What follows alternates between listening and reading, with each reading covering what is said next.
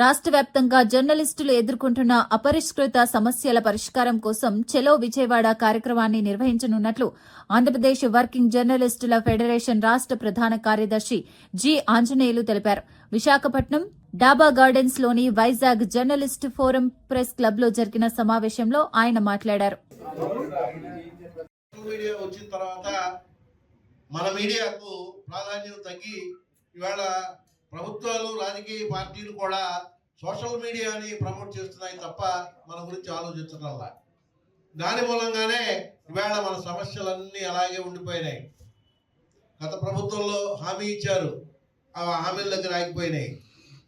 ఒక జీవో ఉన్నది 3 సెంట్లు స్థలం అని చెప్పి దానికోసం దరఖాస్తులు కూడా తీసుకున్నారు. మరి ఏంటి దీని విషయం? మరి ఈ పథకం అమలవుతుందా లేకుంటే మీరేమన్నా కొత్త ఆలోచన చేయబోతున్నారని అడిగితే మంత్రి గారు చెప్పిన సమాధానం ఏంటంటే ఆ పథకం జీవో రద్దు అయిందా లేదా రద్దు చేయలేదు కదా అని మళ్ళీ ఎదురు ప్రశ్న వేశాడు.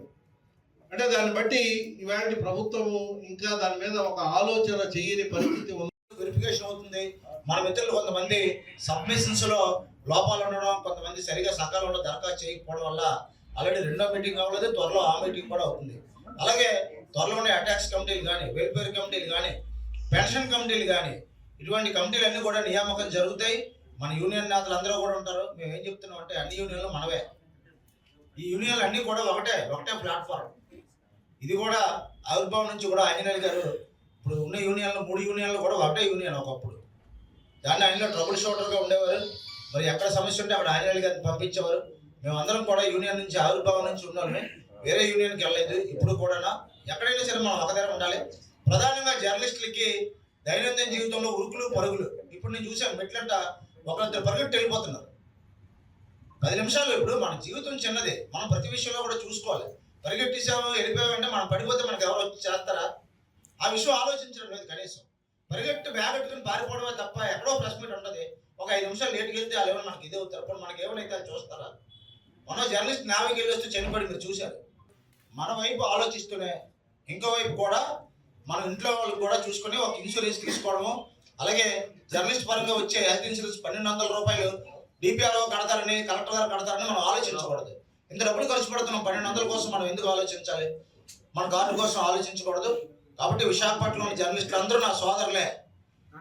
మనకేమి యూనియన్లు లేవు, ఉన్నదందరూ మనలే. కాబట్టి మనం అందరం కూడా బాగుండాలి, ప్రతి ఒక్కరు కూడా ఆరోగ్యంగా ఉండాలని కోరుకుంటూ, పెండింగ్ రాష్ట్ర వ్యాప్తంగా చాలా సమస్యలు మనకు అవడం లేదు. పక్క రాష్ట్రాల్లో అమలవుతున్నాయి. పెన్షన్ అన్ని రాష్ట్రాల్లో ఉంది, మన రాష్ట్రంలో పెన్షన్ సదుపాయం లేదు. అలాగే అసలు మనకి ఏమి లేవు జర్నలిస్టులు. గతంలో 2014లో మనందరం కూడా చంద్రబాబు నాయుడు గారి ప్రభుత్వంలోనే 3 సెంట్లు స్థలం ఇస్తాం, ఇల్లు కట్టించిస్తా ఉన్నారు. 3 సెంట్లు కాదు కదా, మనం పెట్టిన అప్లికేషన్ డబ్బులు వేస్ట్ అయిపోయి ఆఫ్లైన్ అన్నారు. ఆఫ్లైన్లో పెట్టాం అందరం కూడా, దానికి మళ్ళీ నోటరీ కావాలన్నారు. ప్రతి ఒక్కరూ కూడా జిల్లా కోర్టు దగ్గరికి వెళ్ళడం, నోటరీ తీసుకోవడం, నోటరీ చేయించడం. ఎవరికైనా సరే ఒక చిన్న ఆధారం లేకపోతే అమ్మ నాకు ఇల్లు స్థలం రాదని బెంగ పట్టుకొని ప్రతి ఒక్కరూ కూడా కష్టపడి అప్లికేషన్లు అన్ని పూర్తి చేశారు. కనీసం అప్లికేషన్ వెరిఫికేషన్ అయింది, జాబితా అయింది, మనకి ఇవ్వలేదు. మనకి ఇవ్వాలంటే ఎంతమంది అండి రాష్ట్రంలో? మీరు నిజంగా ఉన్న ఇక్కడ ఉన్న జర్నలిస్టులు అందరూ ఆలోచించండి. మనం 20,000 మంది లేవు. ఇప్పుడు ఉగాదికి 5 లక్షలు ఇల్లు ఇస్తారట. ఈ 20,000 మందికి ఇవ్వాలంటే 20 నిమిషాలు ఇచ్చి వచ్చి వెంటనే సంబంధిత కలెక్టర్లు కొట్టి మీ జిల్లాలోని ఎవరైతే అర్హులైన జర్నలిస్టులు అందరికి ఇల్లు ఇచ్చేయంటే అరగంటలో మన ప్రాబ్లం క్లియర్ అయిపోద్ది. కానీ అది ఎవరు? అలాగా ఏ ప్రభుత్వం వచ్చినా మన సమస్యలు ముందుకు వెళ్ళడం లేదు. మన ఇళ్ళకలు కానీ, మన హౌసింగ్లు కానీ సాకారం కావడం లేదు. అలాగే చిన్న చిన్నవి కూడా